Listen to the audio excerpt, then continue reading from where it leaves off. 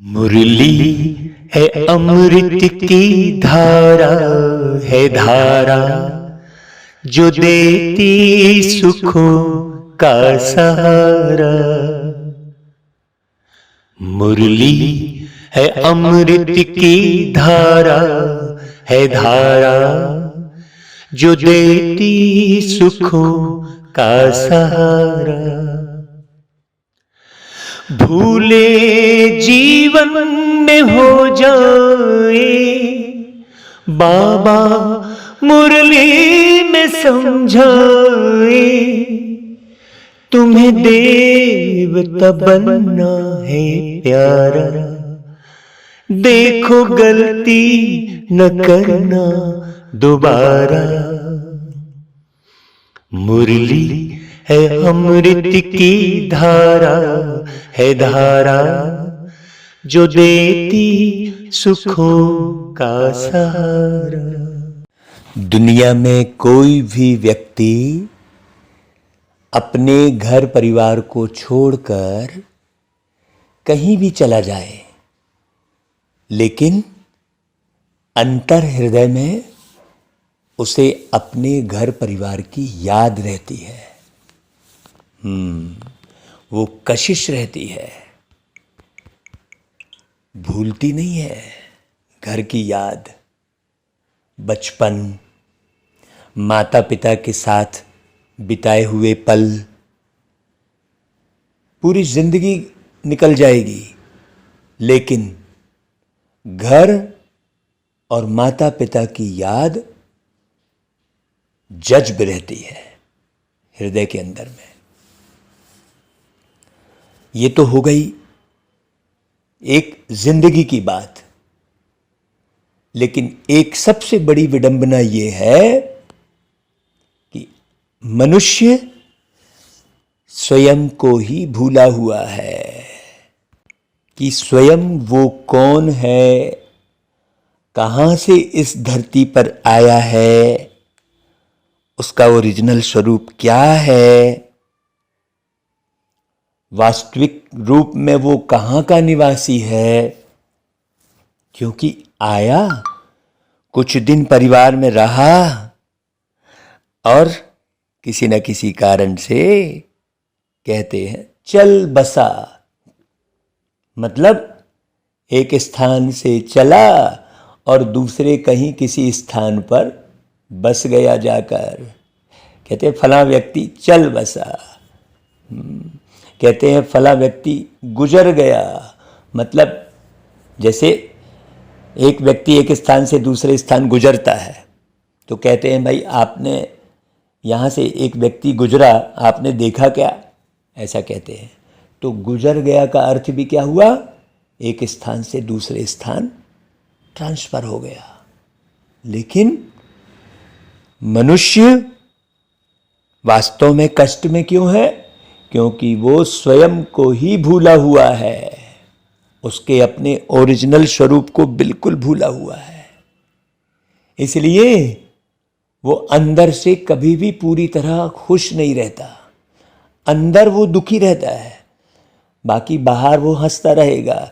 ऐसे कितने जोकर हैं जो सर्कस में सबको हंसाते हैं, लेकिन जब उनसे पर्सनल मिलने जाओ तो अपार दुख शेयर करते हैं वो। ऐसे कितने कॉमेडियन हैं जो सबको तो हंसाते हैं, लेकिन अंदर वो दुखी रहते हैं।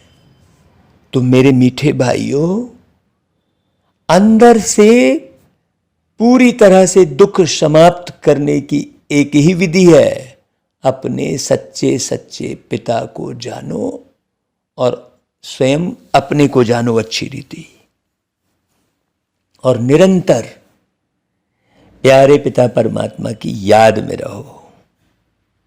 इसलिए बाबा कहते हैं मीठे बच्चे, तुम घर बैठे वंडरफुल रूहानी यात्रा पर हो। अब इसमें कहीं भागने की भी जरूरत नहीं है। उस प्यार के सागर परम पिता परमात्मा से मिलन मनाने के लिए केवल समझने की जरूरत है, एक्यूरेट।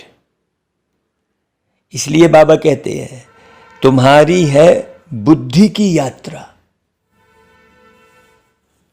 बुद्धि से समझना है, बस समझ विकसित करनी है, बाकी और कुछ भी नहीं है। दुनिया की भटकन पूरी समाप्त हो जाएगी यदि आपने इस दिशा में थोड़ा सा भी कदम बढ़ाया तो।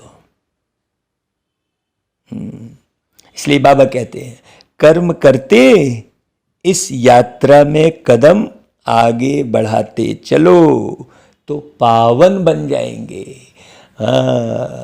मुख्य दुख का कारण क्या है? विषय विकार, अपवित्रता। इसलिए आप हमेशा आरती में गाते हो ना भाई कि विषय विकार मिटाओ पाप हरो देवा, ऐसा गाते हो ना। मतलब विषय विकारों के कारण ही पाप हो रहे हैं।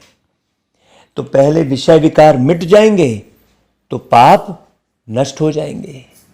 तो विषय विकार कैसे मिटेंगे?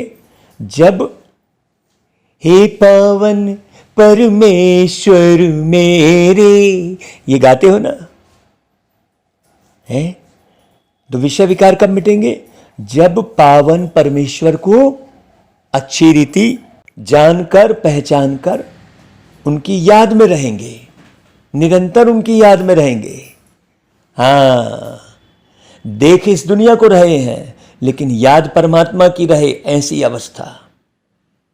नहीं तो हम इस दुनिया को देखते हैं तो इसी दुनिया को ही देखते बैठे रहते हैं। ये अंदर जरा गहरे से सोचना कि हम जो भी कर्म कर रहे हैं उस दौरान पावन परमेश्वर की यथार्थ याद है। लोग तो भटकन में याद करते हैं, कभी गणेश जी के रूप में, कभी बजरंगबली के रूप में, तो कभी राम, तो कभी कृष्ण, तो कभी लक्ष्मी, तो कभी ये। तो ये भटकन नहीं हो गई? बाप एक ही है, सोचो। तो उसके रूप अलग अलग कैसे हो सकते हैं? उसका स्वभाव अलग अलग कैसे हो सकता है? नहीं तो आपने गणेश जी के रूप में अलग स्वभाव का वर्णन किया, तो बजरंगबली के रूप में अलग स्वभाव का वर्णन किया। जो सबके मालिक एक हैं तो ना तो उनके रूप अनेक हो सकते, ना तो उनका स्वभाव भिन्न हो सकता। एक ही स्वभाव के होंगे।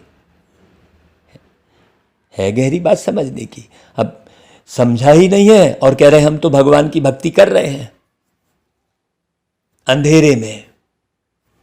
इसलिए वो गीत है ना, आज अंधेरे में है हर इंसान। तो इस ज्ञान मार्ग में पेचदार तथा महीन बातें कौन सी है जो तुम बच्चे अभी ही सुनते हो? इसके पहले कभी सुना ही नहीं, क्योंकि कोई जानता ही नहीं था। सबसे पेचदार महीन बात तुम जानते हो, अभी हम सभी मेल अथवा फीमेल एक शिव परमात्मा की सजनिया आत्माएं हैं। चाहे पुरुष शरीर में बैठी हैं तो भी हम सजनिया हैं, और नारी शरीर में बैठे हैं तो भी सजनिया हैं, और वो साजन है। साजन एक परमात्मा है। ये बड़ी महीन बात है। ऐसे इन ख्यालों में कोई नहीं रहता। वो गीत गाएंगे, ऐसी लागी लगन मीरा हो गई मगन। तो जैसे ही वो गीत गाए तो वो गीत गाने वाला पुरुष मीरा हो गई मगन में नारी पुरुष के भेद में है ना। मीरा कहा तो एक नारी शरीर अंदर मानस पटल पे अंकित हो जाता है, राधा कहा तो एक नारी शरीर अंकित हो जाता है, जबकि शरीर तो जला दिया जाता है। तो जो शरीर जला दिया जावे वो शरीर मानस पटल में अंकित होने का कोई औचित्य ही नहीं है, कोई फायदा नहीं है। सोचो, लेकिन प्रत्येक मनुष्य अपने मानस पटल पर सोचो एक आकार को ही अंकित करके बैठा है। तो साजन एक परमात्मा है। फिर जिस्म के हिसाब से हम शिव बाबा के पोत्रे और पोत्रियां हैं। हमारा उनकी प्रॉपर्टी पर पूरा हक लगता है। हम 21 जन्म के लिए सदा सुख की प्रॉपर्टी दादे से लेते हैं। यह है पेचदार बातें, महीन बातें। कौन सी प्रॉपर्टी लेते हैं हम 21 जन्म के लिए? 21 जन्म हम सुख शांति में रहते हैं, साकार शरीर के साथ सुख शांति में रहते हैं। अभी तो ना तो शरीर के साथ सुख शांति से है, ना तो शरीर छोड़ने के बाद सुख शांति से है कोई व्यक्ति। बड़ी गहरी समझने की बातें है भाई। ये है गीत है, हमारे तीरथ न्यारे हैं, हमारे इस रथ के तीर में बैठने वाले परमात्मा न्यारे हैं। ओम शांति। जिस्मानी यात्रा और रूहानी यात्रा पर यह गीत बनाया है भक्ति मार्ग वालों ने। जो पास्ट में हो गया उसका गायन करते हैं, वर्तमान में क्या चल रहा है उसे भी तो जानो भाई। बस केवल पास्ट का ही गायन, इसकी जयंती उसकी जयंती है। सोचो, इसकी पुण्यतिथि उसकी पुण्यतिथि, ऐसा हुआ था वैसा हुआ था। वर्तमान में भी तो देखो, जो भी मनुष्य मात्र हैं उन सभी को जिस्मानी यात्रा का तो पता है। देखते हैं जन्म जन्मांतर से चक्र लगाते आए हैं, फिर जन्म लेगा, फिर मथुरा जाएगा, वृंदावन जाएगा, काशी जाएगा, फिर चारों धाम की यात्रा करेगा, जन्म लेगा, फिर बूढ़ा होगा, फिर चारों धाम की यात्रा करेगा। उन्हों की बुद्धि में बद्रीनाथ, श्रीनाथ, जगन्नाथ है, वैष्णो देवी, यही याद रहता है। परमधाम तो गए नहीं, सब यहीं लटके। तुम बच्चों को भी यह जिस्मानी यात्रा आदि याद थी और अभी भी याद है। तुमने यात्राएं जन्म जन्मांतर की है। अब तुम बच्चों की बुद्धि में रूहानी यात्रा का ज्ञान है। मनुष्यों का बुद्धि योग है स्थूल जिस्मानी यात्रा की तरफ, और तुम्हारा बुद्धि योग है रूहानी यात्रा की तरफ। तब तो छूटेंगे भाई, है। सोचो, याद के आधार पर ही तो सब कार्य होते हैं। बिना याद के क्या होगा? आपको कुछ याद ही नहीं रहेगा तो आप करोगे क्या?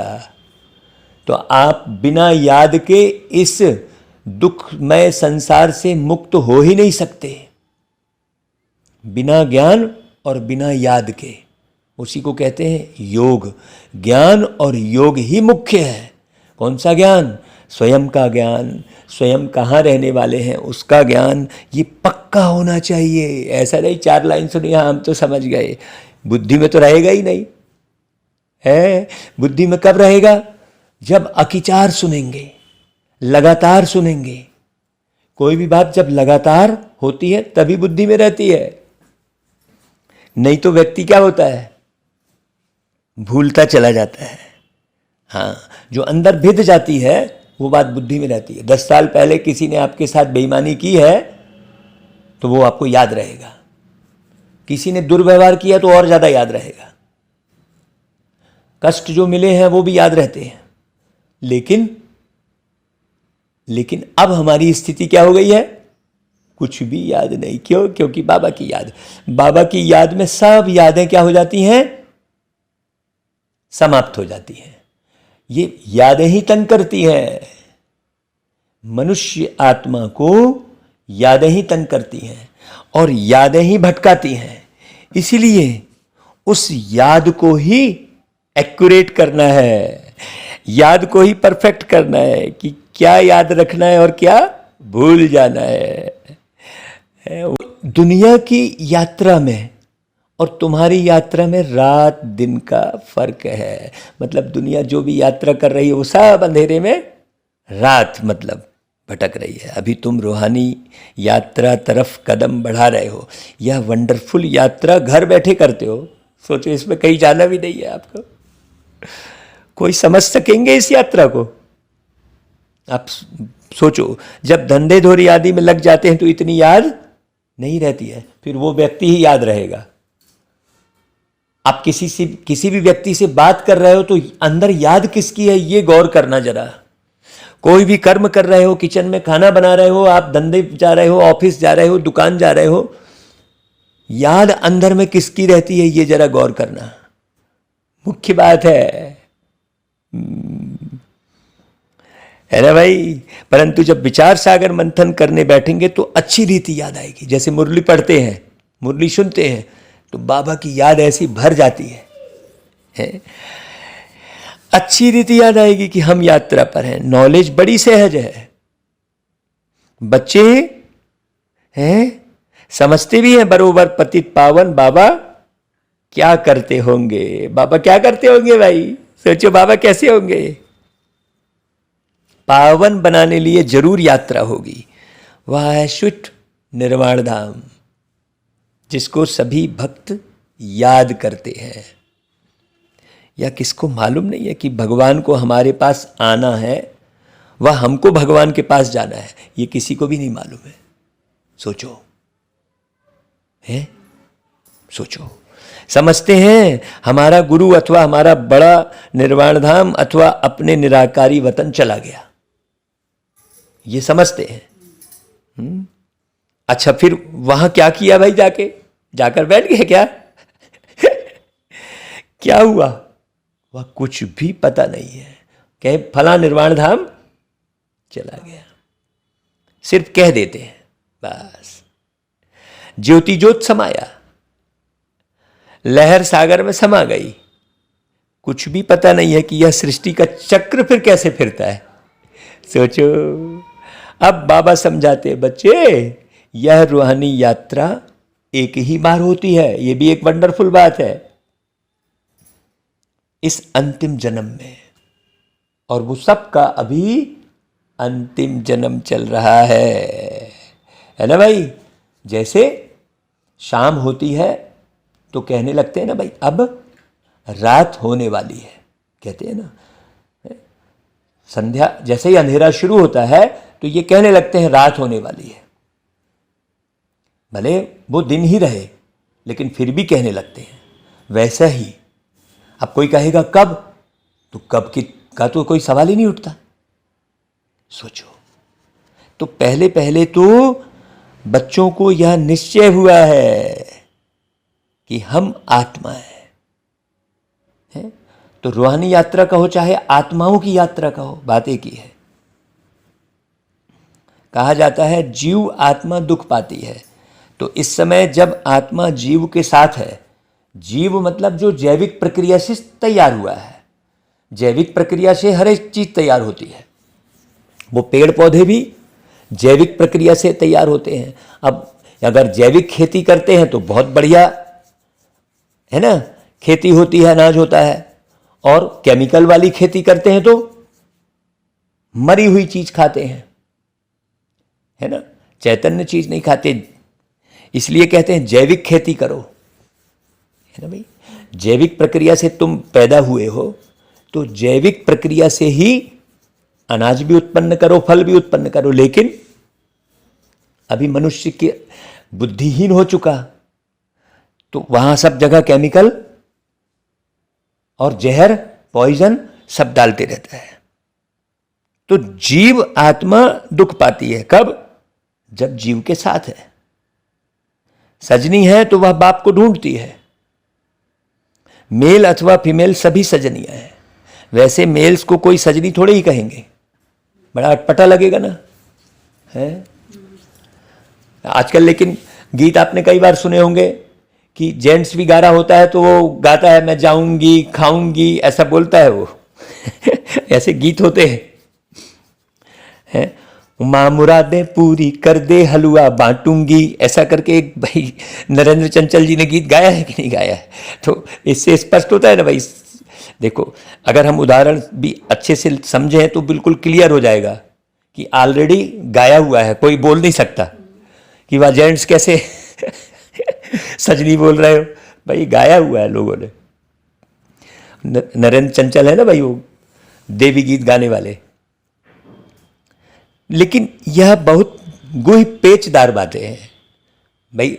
जाऊंगी खाऊंगी कौन बोल रही है, वो आत्मा बोल रही है। आत्मा तो स्त्रीलिंग है ना भाई, चाहे पुरुष शरीर से निकले तो चली गई बोलेंगे आत्मा, नारी शरीर से निकले तो भी आत्मा चली गई बोलेंगे। ये सब बड़ी समझने की बातें हैं।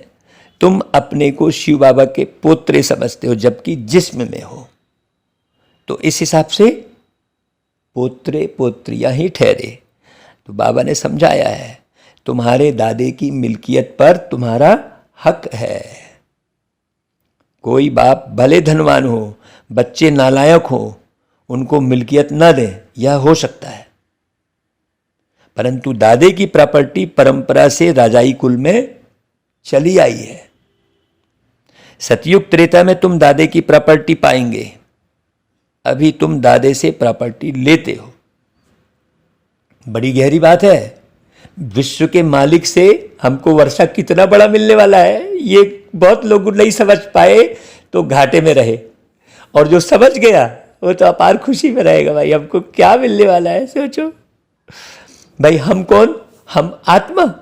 जब ये रहे तो कितना नशा चढ़े, कितने नशे के बोल निकले, आंखों में कितनी रूहानियत रहे, और ये खुशी ऐसी बिखरेगी जो कोई भी आपसे मिलेगा तो वो बिल्कुल, माने ऐसे बहुत से लोग हैं जो कहते हैं कि भाई ये जो ज्ञान हम सुनते हैं तो ऐसा लगता है सुनते ही रह जाएं, बैठे ही रहें आपके पास, ऐसा बोलते हैं। तो 21 जन्म तुम सदा सुख की प्रॉपर्टी लेते हो, ये कोई फंतासी बात तो नहीं चल रही है। सोचो, परमपिता परमात्मा है दादा, ग्रैंडफादर। बाबा कहेंगे ब्रह्मा को, कहते हैं यह प्रॉपर्टी हम दादे से ले रहे हैं। अब ब्रह्मा बाबा भी पूरे दिलेर, ऐसा नहीं तो कहते हैं दाता दे भंडारी को पेट पिराए, लेकिन ब्रह्मा बाबा हमारे बिल्कुल ऐसे बहुत गुलगुल। आज सवेरे ब्रह्मा बाबा की याद आ रही थी बहुत। तो तुम जितना पुरुषार्थ करेंगे उतना दादे की प्रॉपर्टी मिलेगी। कौन बोल रहा है भाई? ये ब्रह्मा बाबा बड़े मीठे से बोल रहे हैं। जैसे यह मात पिता जगत अम्बा जगत पिता पुरुषार्थ करते हैं, अब ये बात बोली किसने? शिव बाबा ने। ऐसे हम भी इस पुरुषार्थ से ऐसा ऊंच बनते हैं, दादे से कुल प्रॉपर्टी लेते हैं, राजाई प्राप्त करते हैं। अभी ये बात किसी को नहीं मालूम कि भगवान से मिलता क्या है। सोचो, है ना भाई? वो तो छोटी छोटी बात, छत से बच्चा गिर रहा था तो जो है सिर के बल गिर रहा था, लेकिन नीचे आते आते तक वो पीठ के बल हो गया। तो किसने ऐसा कर दिया? वो छोटी छोटी सी प्राप्ति को बस उसी में रमण करते रहते हैं। उन्हें पता ही नहीं है कि भगवान 21 जन्मों की बरसात करते हैं, राजाई देते हैं। तो पॉइंट्स तो अथाह है ना भाई? तुम जानते हो यह बादशाही फिर कितना समय चलती है। अगर इस प्रकार तुम कोई को भी समझाओ तो झट समझ जाएंगे। कैसे? आत्माभिमानी होकर। तीर लगेगा। आत्माभिमानी होकर तुम सामने वाली आत्मा को भी झट जान सकते हो। ज्योति जगाने से तुम महाज्योतिष बन सकते हो। तो आत्मज्योति जगाओ। तो समझाओ, दो बाप तो जरूर है भाई। अभी वो बाप कौन है ये समझने की जरूरत है। अभी अगर तुम कृष्ण को बाप कह रहे हो तो कृष्ण के भी तो बाप दिखाए हैं, एक नहीं दो। सोचो, जन्म देने वाला और पालने वाला। राम को यदि बाप कह रहे हो तो राम के भी बाप हैं, दशरथ जी दिखाए हैं, लेकिन शिव के कोई बाप नहीं। शिव सबके बाप। तो प्रजापिता ब्रह्मा को पिता तो सभी कहते हैं, गॉड फादर को सभी मानते हैं, वह बड़ा है दादा। ब्रह्मा उनका बच्चा ठहरा। ब्रह्मा का नाम तो बाला है। विष्णु व शंकर को प्रजापिता नहीं कहेंगे। सूक्ष्मतन में तो रचना नहीं रचेंगे ना भाई। ब्रह्मा ही जरूर यहां ब्राह्मण रचते होंगे। ब्रह्मा मुख कमल से परमपिता परमात्मा ने ब्राह्मण संप्रदाय रची है। जैसे कहेंगे क्राइस्ट ने क्रिश्चियन संप्रदाय रची, इब्राहिम ने इस्लाम संप्रदाय रची। नाम आता है ना भाई। शंकराचार्य ने भी रचना रची। हर एक झाड़ में टाल टालियां तो होती हैं ना भाई। यह है बेहद का झाड़। इनका रचयिता अथवा बीज रूप तो मशहूर है, नामी ग्रामी है, शिव। फाउंडेशन ऊपर में है, बीज है ऊपर, ये उल्टा झाड़ है। बाकी टाल टालियां अभी यहाँ ही कहेंगे। यह सारे मनुष्यों की रची हुई रचना है। ये सब बारीक गुई बातें हैं जो हर एक को जल्दी समझ में नहीं आएगी। तो यह ब्रह्मा कुमारी संस्था बीज रूप बाप ने स्वयं रची है ना भाई। किसी ब्रह्मा कुमारी ने नहीं रची है, न किसी ब्रह्मा कुमार ने रची है। किन्होंने रची है ये संस्था? निराकार शिव बाबा ने, जो बीज रूप परमपिता परमात्मा ऊपर में रहते हैं। तो केवल संस्था नहीं रच रहे हैं, वो संस्था के माध्यम से पूरा संसार रच रहे हैं। वो संस्था रचने नहीं आते हैं जो तुम कहने लग जाओ मेरी संस्था तेरी संस्था है, मैं हेड तू हेड। नहीं, हेड तो केवल एक ही परमात्मा है जो पूरे संसार के हेड हैं। तो यह बड़ी महीन बातें हैं। परमपिता परमात्मा को हमेशा ऊपर में याद किया जाता है। ऐसे भी नहीं कि सभी टाल टालियों का बीज रूप ऊपर में है ना भाई। यह बड़ी महीन बातें हैं। परमपिता परमात्मा को हमेशा ऊपर में ही याद किया जाता है, कोई संस्था में नहीं। देखो मुरली में है, क्राइस्ट को ऊपर में याद नहीं करेंगे। परमपिता परमात्मा का नाम रूप देश काल तो एक ही है, वह कभी बदलता नहीं। तो यह प्यारे बाबा बैठ अच्छी रीति समझाते हैं। तो मुरली को बहुत अच्छी रीति बैठ के समझना चाहिए। यही फलदायी है, बाकी कोई दूसरे जगह और कोई फल आपको मिलने वाला ही नहीं है। तो तुम बच्चे जानते हो, अब हम पतित से पावन बन रहे हैं। हमारी जो कैपेसिटी है, जो हमारी जो पावर है, वो इतनी विशाल रूप में दुनिया के सामने प्रत्यक्ष होने वाली है। हाँ, जो लोग हतप्रभ रहेंगे, है ना भाई। जो सदैव एक रस नहीं रहते हैं, है वो कैसे बनेंगे भाई। वैसे भी आत्माएं तो एक रस रहती नहीं है। पहले 16 कला संपूर्ण होते, फिर 14 कला हो जाते, फिर कलाएं कम होती जाती हैं। सतयुग के बाद फिर हम नीचे ही आते रहते हैं। तो ऊपर चढ़ना ऐसा आसान तो नहीं है ना भाई। इतने वर्षों से हम नीचे ही उतरने का अनुभव है हमको, तो ऊपर चढ़ना ऐसा आसान है क्या भाई। इस समय हम बिल्कुल ऊपर जाते हैं। यह हुआ ऊपर जाने का रास्ता, वह हुआ नीचे आने का रास्ता। इनकी महिमा बहुत भारी है। पतित पावन एक है। याद भी सभी एक को करते हैं, परंतु पूरा नहीं जानने के कारण फिर देहधारियों को याद कर लेते हैं। भाई कृष्ण देहधारी, राम देहधारी, बजरंगबली देहधारी, गणेश जी देहधारी, सब देहधारी है ना भाई। हाँ, क्योंकि इस बात में भूले हुए हैं कि पतित पावन कौन है। मूल बात यही उठानी है कि पतित पावन कौन है। यदि कृष्ण जी पतित पावन हैं तो वो फिर गोपेश्वरम में शिव जी की पूजा कर रहे हैं। राम यदि पतित पावन है तो वो रामेश्वरम में फिर शिव जी की पूजा कर रहे हैं। सोचने की बात है। जरूर एक को कहना पड़े, सिवाय तुम बच्चों के और कोई की बुद्धि में आ ही नहीं सकता। तुम्हारे में भी नंबरवार हैं। अब तुम समझते हो हम दादे के पोत्रे हैं और बाबा के घर में बैठे हैं। यहाँ दादा भी मौजूद है, अवतार भी जरूर यहाँ ही लेंगे ना भाई। तुम कहेंगे यहाँ हमारे दादा हमको पढ़ाते हैं, वह परम धाम से आते हैं। कल वही दादा की बात चली थी तो बोले हाँ बिल्कुल सही बोल रहे हैं, भगवान को हम दादा बोल सकते हैं, बोल रहे थे कल। हमने उनसे कहा कि भाई अनायास व्यक्ति जब कुछ भी हतप्रभ होता है तो अरे बाप रे, बाप शब्द बोलता, अरे दादा रे ऐसा बोलता है। अरे बाप रे, अरे दादा रे ऐसा बोलता है। अनायास प्रत्येक व्यक्ति के मुख से ये निकलता जरूर है। तो फिर बाप दादा शब्द तो केवल मुरली में ही सुनने मिलता है भाई, बाकी तो कहीं नहीं मिलता। तो अब तुम समझते हो। हाँ, वह परम धाम से आते हैं, वह हमारे दादा हैं रूहानी, और सब जिस्मानी दादे होते हैं। तो दादा कहते खुशी में एकदम उछल पड़ना चाहिए। हाँ, कैसे उछल पड़ना चाहिए? शरीर से थोड़ी, अंदर एकदम उछाल होगी भाई। वह परम धाम से आते हैं बाबा। भल राजे रजवाड़े बहुत साहूकार हैं, परंतु वह दादा हमको क्या देते हैं?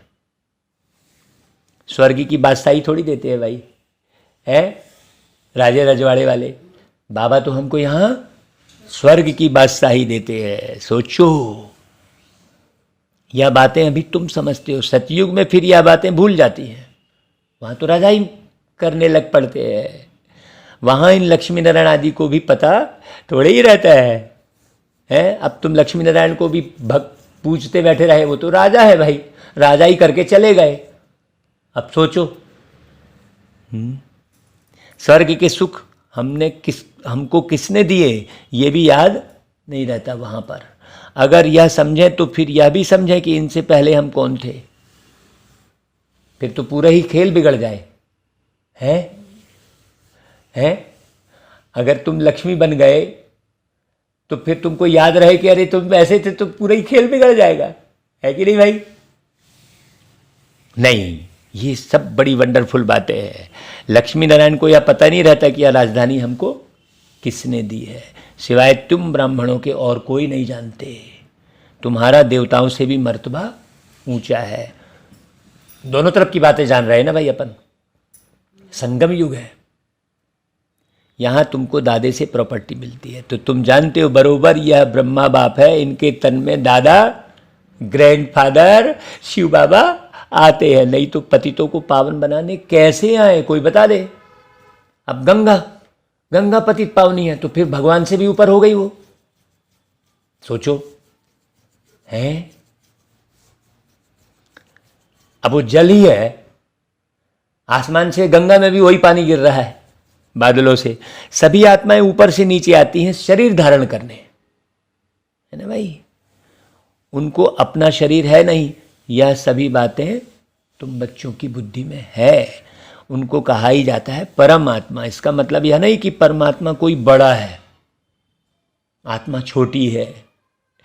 परमात्मा और आत्मा में कोई फर्क नहीं है। ऐसे नहीं परमात्मा कोई छोटा बड़ा होगा। बाबा कहते हैं बच्चे, मैं भी कितना साधारण हूं। हाँ, मेरी महिमा बहुत बड़ी है, क्योंकि सभी को आकर मैं पतित से पावन बनाता हूं मैं भी आत्मा। बाबा कहते हैं मेरे में जो नॉलेज है वह तुमको देता हूं। ऐसे नहीं आत्मा कोई छोटी बड़ी होती है। आत्मा में नॉलेज ना होने कारण वह मैली हो जाती है, मुरझा जाती है, दीवा बुझ जाता है। सब लोग बुझे बुझे से हैं। देखो आप सारे संसार में, आप ट्रेन में यात्रा करते हैं जब, तो देखना सब बुझे बुझे से दिखाई देंगे, खिले हुए कोई दिखाई नहीं देते। एरोप्लेन में यात्रा कर रहे हैं, खिले हुए नहीं है। मोबाइल में वो खिलने के लिए टिकटॉक और ये वो सब देखते बैठे रहते हैं खिलने के लिए, और खिल नहीं पाते। दीवा बुझ जाता है उसमें, फिर ज्ञान घृत पड़ने से दीवा फिर धीरे धीरे जगता है। बाकी आत्मा क्या है? ऐसे नहीं कोई आग है आत्मा, है आत्मा ऐसे ही शीतल है जैसे परमात्मा शीतल है। वह है ही सभी को शीतल करने वाले, है ना भाई? अभी तो क्रोध अग्नि में बिल्कुल आग बबूला हो गया, कहते हैं ना फलाना व्यक्ति क्रोध में आग बबूला हो गया, ऐसा कहते हैं कि नहीं? सोचो, तो गाया भी जाता है शीतल जिनके अंग, इनके अंग शीतल हो जाते हैं। किनके? ब्रह्मा बाबा के। गुलगुल उनकी प्रवेशता से, जिसमें प्रवेश करते हैं उनको भी कितना शीतल बनाते हैं। तुम जानते हो बाबा कितनी शीतल हैं। शीतल और तत्तल, तत्तल यानी गर्म, वह काम चिता पर जल मरे हैं, बात मत पूछो। कोई कोई तो ऐसे पाप आत्मा है जो कितना ज्ञान छींटा डालते हैं तो भी शीतल होते ही नहीं है, उनकी गर्मी अंदर से खत्म ही नहीं होती, वो काम अग्नि जलती ही रहती है, वो दृष्टि खराब होती ही रहेगी। बाबा कहते हैं कोई कोई तो कितनी मेहनत करनी पड़ती है एक एक के ऊपर। बाबा पूछते हैं तुम शीतल बने हो? सन्यासी उदासी थोड़े ही कभी ऐसे पूछते हैं, क्यों भाई, कहाँ पूछते हैं? माया ही सबको पतित बना देती है, काम चिता पर जलते रहते हैं। तो तुम बच्चे जानते हो कि प्रजापिता ब्रह्मा के हम बच्चे हैं, शिव बाबा हैं दादा, तो वर्षा तो मिलना ही चाहिए ना भाई। एक बाबा एक दादा, उनसे प्रॉपर्टी अनेक बच्चों को मिलती है, और कोई भी मनुष्य को प्रजापिता तो नहीं कहेंगे ना भाई। शिव बाबा आत्माओं के पिता तो हैं ही, अभी तुम बच्चे जबकि सम्मुख बैठे हो तो जानते हो हम शिव बाबा के साथ बैठे हैं। यह हमारा दादा है जो स्वर्ग का रचयिता है, उनसे हम राजयोग सीख रहे हैं। दादे से हमको स्वर्ग की मिल्कियत मिलती है, जो फिर हम 21 जन्म कभी कंगाल नहीं बनेंगे। है ना भाई, तुम बहुत साहूकार बनते हो। अब यहाँ तो सब कर्जदार रहते हैं, दिखने के करोड़पति, लेकिन देखे तो वो ये बैंक का कर्जा, वो गाड़ी का कर्जा, सबकी किस्तें पट रही है। और वो किस्त पटा पटा के हैरान है, हर महीने की किस्त का बोझ ही है उनकी बुद्धि में। सोचो, तो स्कूल में, बड़ी स्कूल में एडमिशन करा दिए, वहाँ की भी किस्त। सोचो, किस्तों में जीवन जी रहे हैं, कैसे जिएंगे? रोज मर रहे हैं। सोचो, जो तुम पूज्य देवी देवता थे वह फिर पुजारी बनते हो। तुम जानते हो हम बाबा से वर्षा लेते हैं, 21 जन्म सुख पाएंगे। कितने बार वर्षा लिया और गंवाया है, फिर आज लेते हैं, कल फिर गंवा देंगे। यह बातें तुम अभी जानते हो, तो अभी ले लो भाई, ले लो जितना जी चाहे, दौलत की है भरमार रे, भर ले अंतर की झोली तू, मत कर सोच विचार रे, ले जितना जी चाहे। तो इस समय नॉलेजफुल ज्ञान सागर बाप से तुम भी मास्टर ज्ञान सागर बनते हो, नॉलेज मिलती है। बाकी ऐसे नहीं कि कोई तेजोमय बिजली बन जाते हो कि हाँ किसी को छू दोगे तो वो ठीक हो जाएगा, ऐसा कुछ थोड़ी है भाई, है कि करंट लग जाएगी किसी को, नहीं। यह है सारी बड़ाई। जैसे श्री कृष्ण की बड़ाई की जाती है, वह जन्मता है तो सारे घर में रोशनी रोशनी हो जाती है। अब उस समय तो था ही स्वर्ग दिन, तो रोशनी तो थी ही भाई। बाकी ऐसे थोड़ी है कि कोई लाइट निकलेगी, नहीं। कई लोग अपना अनुभव ऐसा सुनाते हैं, मेरे खेत में चारों तरफ ब्रह्मा बाबा की लाइट ही लाइट फैली थी, ऐसा अनुभव सुनाते हैं। ऐसे फंतासी अनुभव ना तो करने चाहिए, ना कराने चाहिए, ना सुनने चाहिए, ना सुनाने चाहिए। ये पूरा डिससर्विस है, भटकने की बात है। कहेंगे मैंने भगवान के पद चिन्ह देखे, हाँ जी, मैंने कैसे कैसे लोग वीडियो बनाते रहते हैं। भाई ऐसे कोई लाइट नहीं निकलेगी, यह भी सिर्फ महिमा की जाती है। वैसे ही परमपिता परमात्मा भी परम आत्मा है, वैसे ही परमपिता परमात्मा भी परम आत्मा है। बाकी महिमा सारी कर्तव्य पर निकलती है ना भाई। बाबा ने आके पढ़ाया लिखाया, मेहनत की, महिमा तो बहुतों की निकली हुई है। मनुष्य कहते हैं फलाना मरा स्वर्ग पधारा, तो स्वर्ग क्या ऊपर में है क्या भाई? देलवाड़ा मंदिर में भी छत में वैकुंठ दिखाते हैं, नीचे में है आदिदेव आदि देवी, जगत पिता और जगत अम्बा। तो जरूर यह नीचे नर्क में बैठे हैं, स्वर्ग में जाने लिए राजयोग सीख रहे हैं। यह तुम बच्चे जानते हो, हूबहू एक्यूरेट यादगार है, और वहीं पर बनी है। सोचो, सारी यादगार वहीं बनी है। गौमुख, गुरु शिखर है, देलवाड़ा मंदिर, सब वहीं बनी है। देखो यादगार पहले से ही है भाई। बाबा तो बाद में जाके बैठे, सोचो। तो ये पूरी हूबहू पुनरावृत्ति का स्पष्ट समझ में आ रहा है। यह सब कितनी वंडरफुल बातें हैं। हम यहाँ ही आकर बैठे हैं, हूबहू एक्यूरेट यादगार है।